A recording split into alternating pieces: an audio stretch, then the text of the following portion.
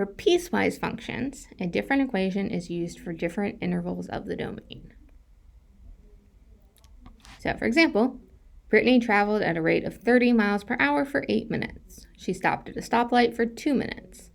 Then for 4 minutes, she traveled 15 miles per hour through the school zone. She sat at the school for 3 minutes while her brother got out of the car, and then traveled home at 25 miles per hour. So, if x is the time in minutes, and y is her distance from home, right? She starts out 0 miles from home, and she travels for 30 miles per hour for 8 minutes. So this is the first part. While she's at the stoplight, she's traveling at 0 miles per hour. Then for the school zone, she's at 15 miles per hour, and then stopped again, sitting at school, and then 25 miles per hour home.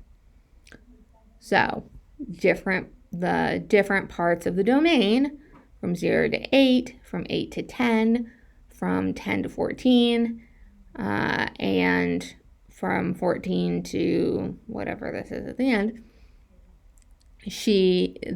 all those different parts of the domain have different functions.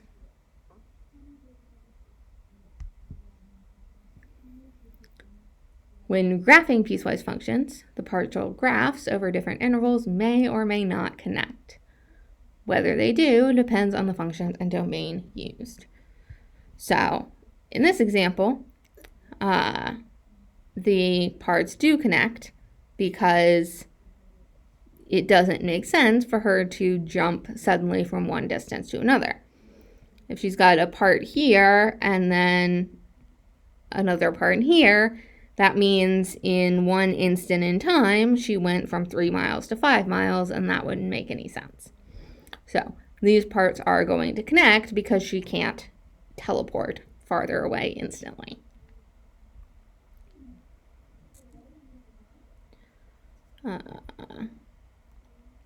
So here, right, for each part of the domain, we graph what the function says.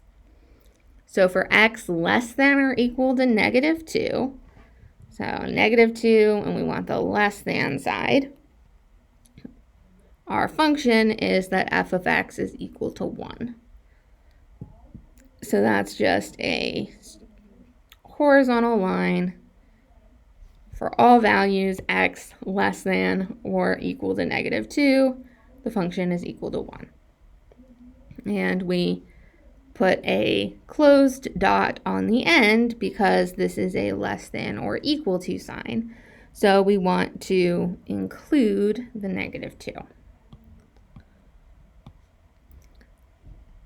The function is 2 plus x for x between -2 and +3. So at -2, 2 plus -2 would be 0. 2 plus 0 would be 2. You can have an intercepted 2. And at 3, 2 plus 3 would be 5. We don't include -2, so that's an open circle. And we're just going to draw a line through here. We do include 3 because it's a less than or equal to, so we're going to draw a filled-in circle here. And then if x is greater than 3, our function is 2x. So 2 times 3 would be 6, and we have a slope of 2. 2 times 4 would be 8, and so on, and this is going to continue for all values of x greater than 3. Again, that's a greater to, not greater than or equal to, so open circle there.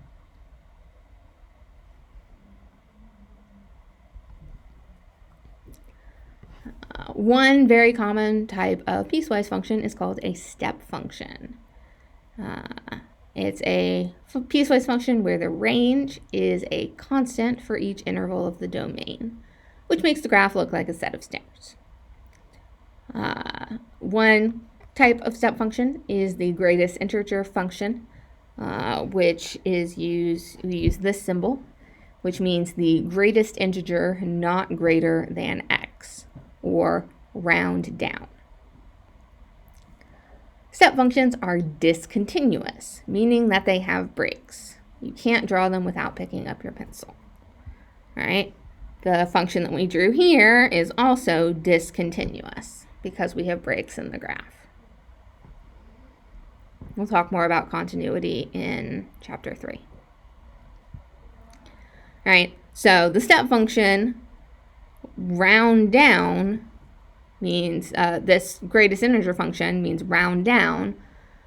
So for anything between -3 and -2, we would round down to -3. So -2.9, -2.5, -2.1, all of those round down to -3. Anything between 0 and 1 rounds down to 0.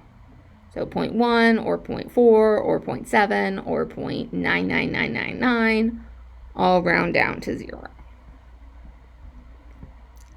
So if we graph this, right, the function is a flat -3 for anything between -3 and -2. So including the -3 and not including the -2. And then it's a flat -2 for anything from -2 to -1. It's a flat -1 for anything from -1 to 0. It's a flat 0 from 0 to 1, and from 1 to 2, and from 2 to 3, and from 3 to 4. And so it looks like this. This is it's called a step function because it looks like a set of stairs. So, what is the domain of this function? The domain of this function is all real numbers, right? So any number can be plugged in here. We have the parts on the line, and then where we have these gaps, we're using the greater part here. So this function is defined for all real numbers. All real numbers fit into one of these intervals. The range of this function, however, is all integers. All right, look at our f of x values. All of these numbers are integers. So we use this symbol, the funky looking R, to be all real numbers. There's another symbol that we can use for all integers, and that is a funky looking Z. Why is it a Z? I do not know. But that is the symbol for integers, the way that the R is the symbol for all real numbers. It just saves us time.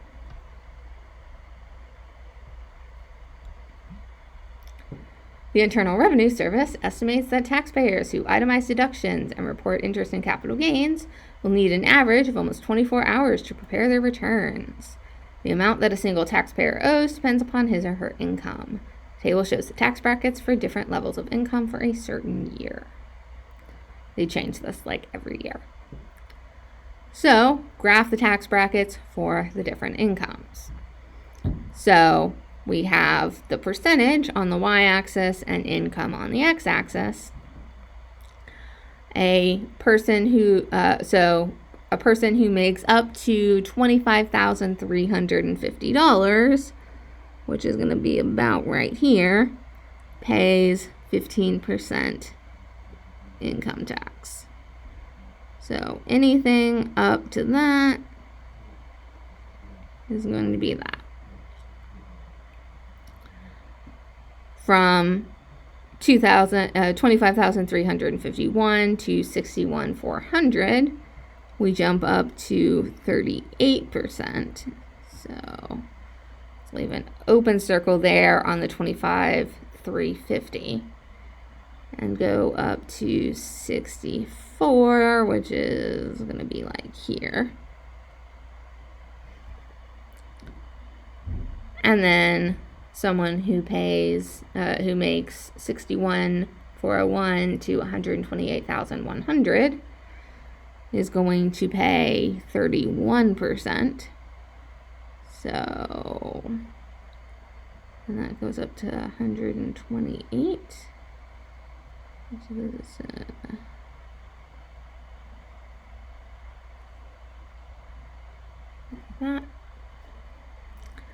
And then 128 to 278,450 is going to be 36%. So 36% is going to be here, up to 278, 280, which is about here.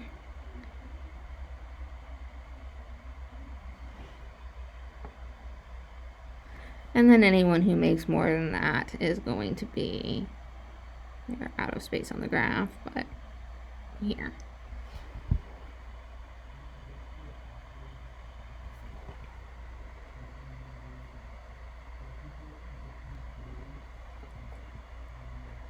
The absolute value function is another piecewise function. So if we have f of x equals the absolute value of x, the absolute value of a number is always non-negative. So if the number is negative, we drop the negative sign. If the number is positive, it stays the same.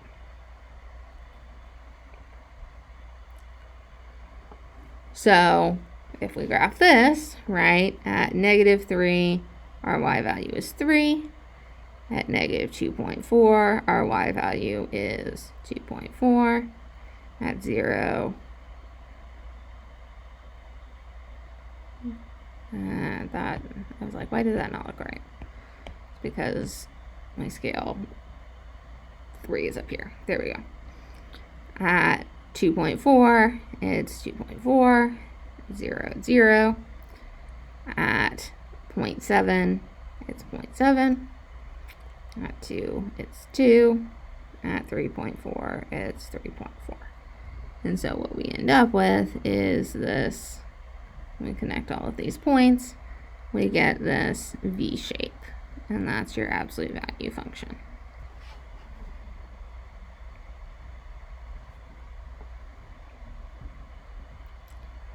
Write the equation of the graph of the given piecewise functions. So write this as f of x equals, and we're going to put the big bracket, and we got the 3 intervals here. So the first interval here is going to go from, and I can switch that color back over, right? So the red line here goes from -infinity to 0. And the equation of this line, it's got a slope of down 2 and over 1. So a slope of -2 and an intercept of 0. So this would be the line y equals -2x plus 0. We don't have to include the plus 0. And the interval, we said, is for x from -infinity to 0, or x less than or equal to 0. We're including that 0 point because the circle's filled in.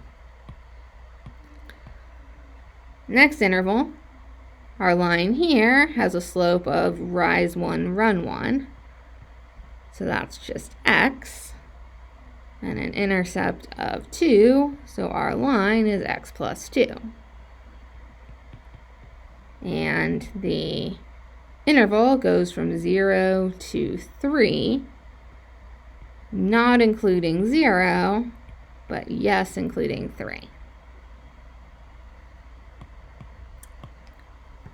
And then the green part here is just a flat 2 if x is greater than 3. Not including 3 because 3 is included in the blue part.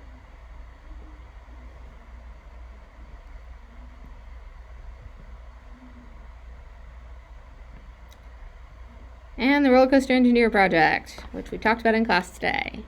So start thinking about that.